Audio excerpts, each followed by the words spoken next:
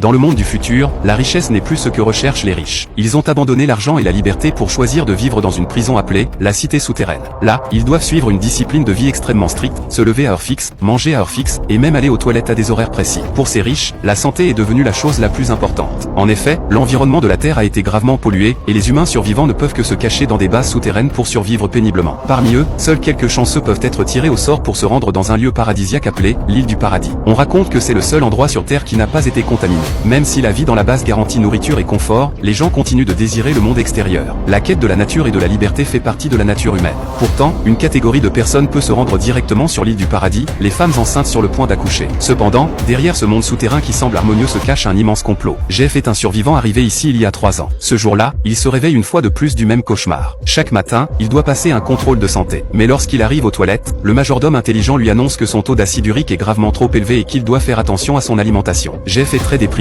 car une fois que son état de santé pose problème, il perd son droit de participer au tirage au sort. Il décide donc de se rendre au centre médical pour un examen complet. En chemin vers la cantine, un grand écran diffuse la liste des gagnants du jour. Un homme arrivé seulement depuis 6 mois devient l'heureux élu, et il est tellement excité qu'il n'arrive plus à se contrôler. Mais un collègue, jaloux, fracasse l'écran de rage.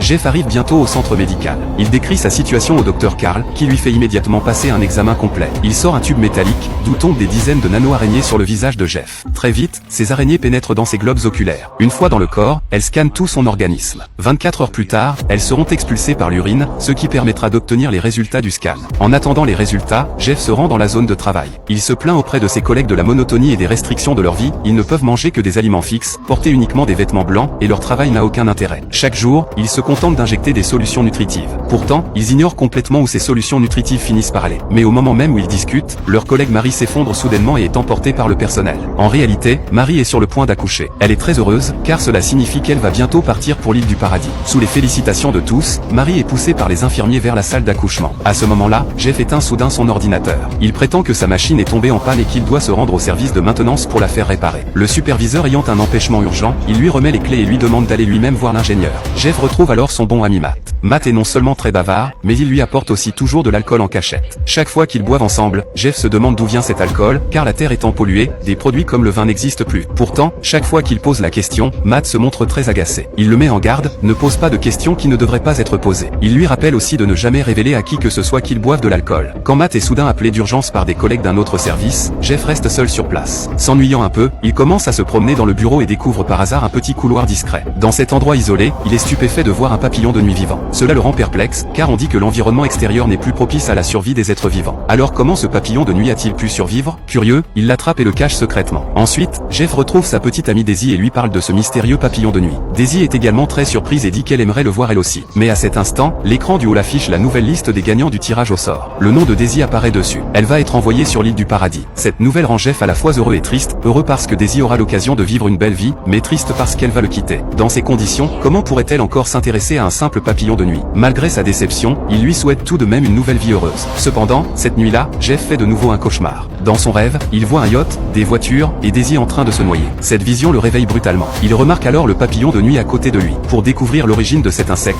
il retourne à l'endroit où il l'avait trouvé. Il libère le papillon de nuit et grimpe dans le conduit d'aération en suivant sa direction de vol. À sa grande stupéfaction, il finit par atteindre la surface. Pour ne pas être découvert, Jeff trouve un uniforme d'aide-soignant et réussit à se fondre parmi les employés. Il s'infiltre dans différentes pièces et découvre alors un secret terrifiant. À travers une vitre, il voit Marie allongée sur une table d'opération, venant de donner naissance à son bébé. Marie veut prendre son enfant dans ses bras, mais le médecin refuse. Il attache ses jambes et commence à lui injecter sans cesse une substance inconnue dans le corps. Après une série de convulsions, Marie meurt sur place. Jeff est complètement figé par la scène qui se déroule sous ses yeux. Il ne comprend pas, Marie n'était-elle pas censée partir vivre sur l'île du paradis? Pourquoi les médecins l'ont-ils tuée? À ce moment-là, une infirmière emporte le bébé hors de la salle d'opération et entre dans une autre pièce. Ce que Jeff voit alors le choque encore davantage, la femme qui se trouve dans la pièce ressemble exactement à Marie. Au même moment, l'autre homme gagnant du tirage doit se faire extraire les organes. Il tente désespérément de s'enfuir, mais il est finalement rattrapé par les gardes. Après avoir découvert la vérité, Jeff est totalement bouleversé. Il se précipite dans le dortoir des femmes et annonce à Daisy que l'île du paradis n'existe pas. Il la prend par la main et s'enfuit avec elle. Mais Carl remarque aussi le comportement anormal de Jeff et ordonne aux gardes de se lancer à leur poursuite. Très vite, l'équipe de sécurité rattrape les deux fugitifs. Après une poursuite intense, Jeff et Daisy parviennent à s'échapper vers le niveau inférieur. Ils pensent être enfin en sécurité, mais tombent accidentellement dans la salle d'incubation. Ce qu'ils voient les laisse totalement visiblement stupéfaits, dans cette salle reposent des clones à moitié formés. Devant chacun d'eux se trouve un lecteur vidéo destiné à leur implanter l'histoire de la fin du monde et celle de l'île du paradis. Il n'y a jamais eu d'île du paradis. Les habitants de la base ne sont pas des survivants, ce sont tous des clones. Mais à ce moment-là, l'équipe de sécurité arrive de nouveau. Profitant de l'obscurité, Jeff et Daisy échappent une fois de plus à la capture. Ils prennent un ascenseur jusqu'à l'extérieur de la base. Après avoir traversé un écran électronique, ils découvrent que le paysage de l'île du paradis n'était qu'une illusion virtuelle. Lorsqu'ils parviennent enfin à sortir de la base souterraine, ils découvrent que le monde extérieur n'est en réalité pas du tout pollué. Pendant ce temps, Carl apprend lui aussi que Jeff et Daisy se sont échappés de la base. Il ordonne immédiatement à son homme de main, Nick, de lancer une traque générale.